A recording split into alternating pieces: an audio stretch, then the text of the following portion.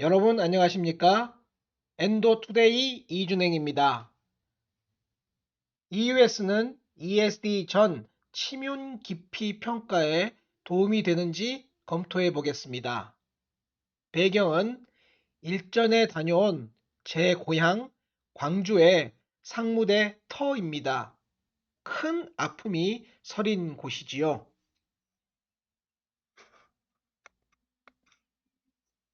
조기위암에서 내시경 유관소견에 의한 침윤 깊이 평가는 상당히 주관적입니다. 최근 이 주제를 분석한 일본 논문에서 나온 내시경 사진입니다.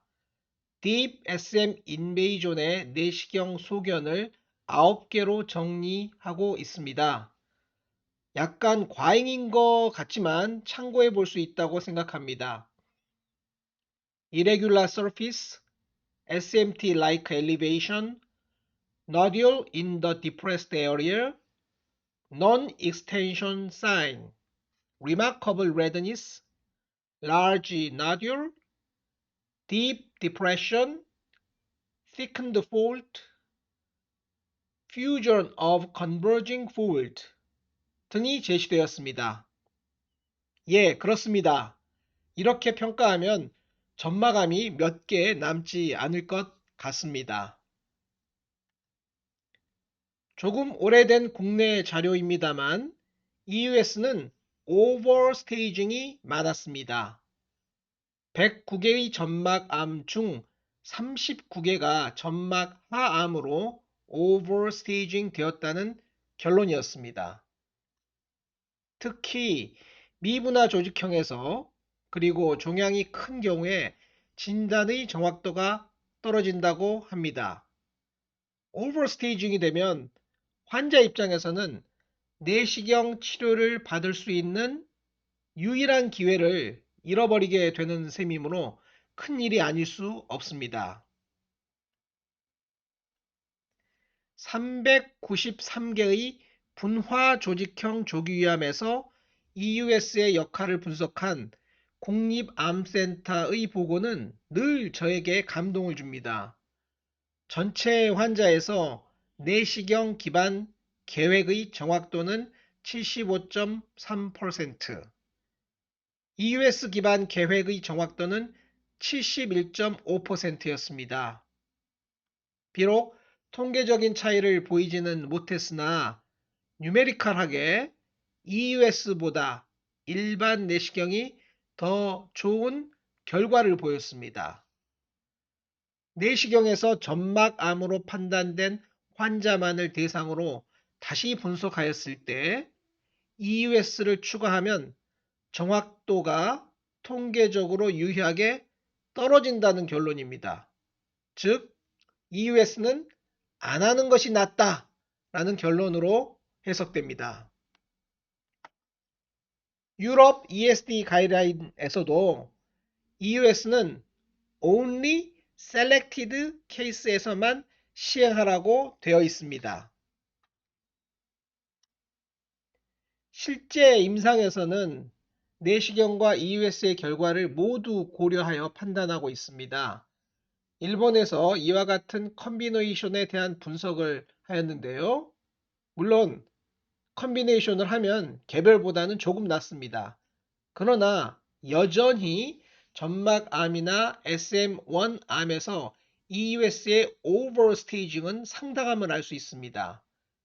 84례 중 무려 21례에서 치료계획 변경을 가져올 수 있는 오버스테이징이 보였습니다. 해당 연구에서 제시된 알고리즘입니다. 일반 내시경에서 점막암 혹은 SM1으로 판단되면 추가 검사를 하지 않습니다. EUS를 하면 잘못된 길로 빠지기 쉽기 때문입니다. 그냥 ESD를 하면 됩니다. 일반 내시경에서 SM2가 의심되면 EUS를 하여 혹시 유관소견으로 오버스테이징을 하지 않았나 재평가하여 EUS 결과에 따라 일부 다운스테이징을 하는 방법입니다.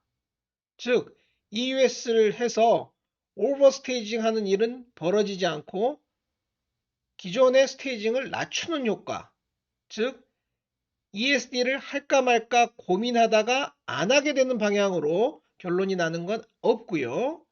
ESD를 할까 말까 고민하다가 하게 되는 방향으로 less invasive treatment를 하게 되는 방향으로 EUS를 사용하자는 제안인 것입니다. 이러한 접근법은 평생 단 한 번밖에 없는 내시경 치료의 기회를 검사법의 오버스테이징으로 인하여 잃지 않기 위한 전략이라고 할 수 있습니다. 동의합니다. 53세 여성이 위암으로 의뢰되셨습니다. 연고지 병원에서 검사를 다 받았는데 정확한 치료 계획을 정하지 못하고 내시경 절제술 혹은 수술 중 선택하시라는 이야기를 들었던 것 같습니다. 위치하부 소만의 발적된 경계가 불분명한 결절상 융기를 보이는 병소였습니다. 분화조직형 위암이었습니다.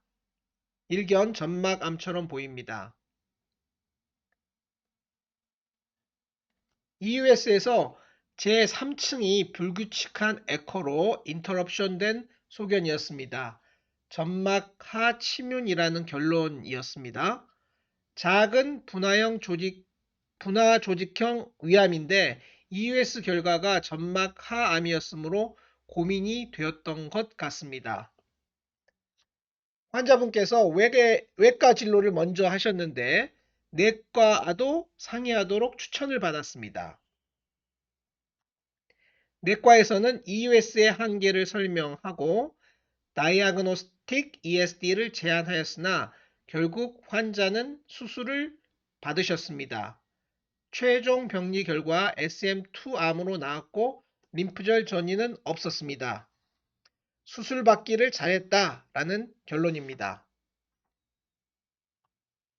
수술 조직에서 SM2였으나 제가 다시 살펴본 바 ESD를 했더라면 혹시 500 마이크로미터 미만으로 해석되었을 가능성이 있다고 생각되었습니다. SM2는 점막 하층의 중간 3분의 1이라는 의미일 뿐 실질적인 거리와는 별로 상관이 없습니다. 500 마이크로미터보다 훨씬 적게 침윤되어 있어도 SM2로 평가될 수 있기 때문입니다. ESD에서 말하는 500 마이크로미터라는 기준은 매우 자기적이다 라고 생각하고 있습니다. EUS와 관련되지 않은 내용입니다만 이 환자를 보면 조직검사에서 서뮤코잘 인베이전이 보이는 것 아닌가 생각됩니다. 조직검사에 서뮤코잘 티슈가 포함되는 경우도 있고 그렇지 않은 경우도 있지만 암 환자의 조직검사에서는 간혹 서뮤코잘 인베이전이 보이기도 합니다. 점막층이 얇아졌기 때문이죠. 이때 병리과에서 서뮤코잘 인베이전을 언급해 주면 ESD를 포기하고 수술을 추천하는 예가 많습니다.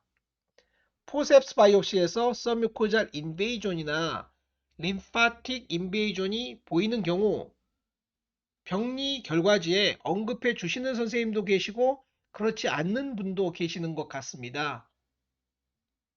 포셉스 바이옵시 정식 보고 항목에는 그러한 내용이 들어있지 않으므로 보고해 주지 않는다고 잘못된 것은 하나도 없습니다만 여하튼 이 이슈는 향후 좀 더 분석해 보아야 할 것 같습니다.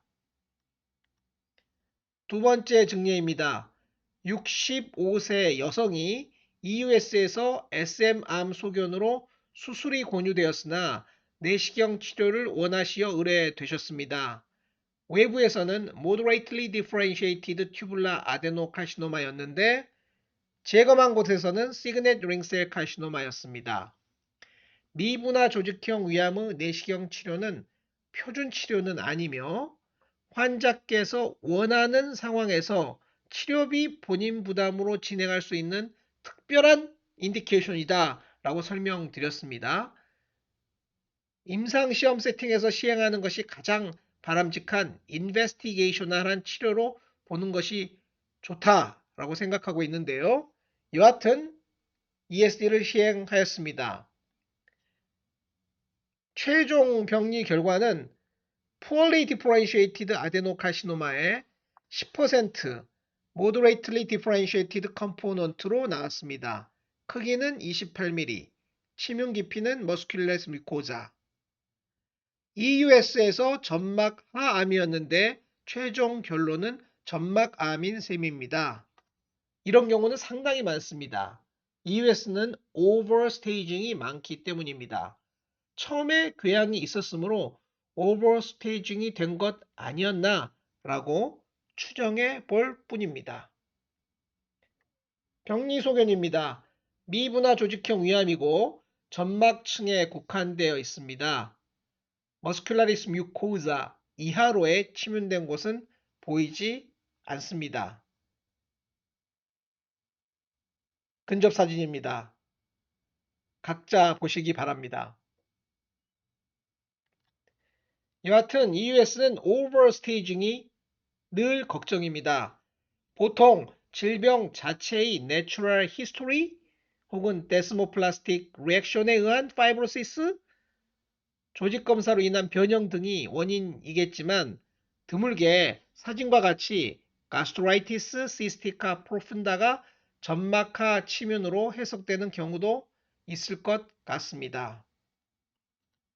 이 경우는 점막층과 점막 하층의 인플라마토리 피브리노이드 폴립에 의하여 EUS로 평가하기 어려운 예였습니다. ESD 스페시멘입니다. 암 아래쪽으로 인플라마토리 피브리노이드 폴립의 전형적인 조직학적 소견, 즉 스핀들, 스트로말 셀, 혈관 주변의 어니언 링, 호상구가 많은 염증세포 침윤 등이 잘 관찰되고 있습니다. 제 생각을 정리하면 이와 같습니다.